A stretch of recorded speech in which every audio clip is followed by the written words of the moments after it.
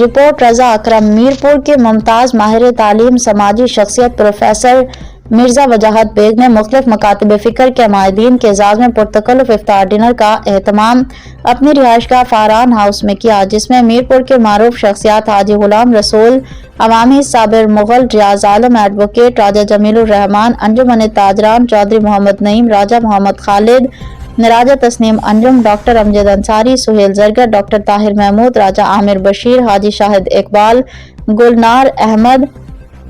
Professor صغیر آسی، راجہ عمر حیات اور وکلاء، ڈاکٹر صاحبان، تعلیمی اداروں کے وابستگین، سیاسی و سماجی شخصیات، انجمن تاجران کے نمائندگان، کونسلر، سرکاری افسران سمیت مختلف مکتبہ فکر کے اہم شخصیات نے شرکت کی۔ میزبان پروفیسر وجاہت بیگ نے قیمتی وقت دینے پر تمام مہمانوں کا شکریہ ادا کیا۔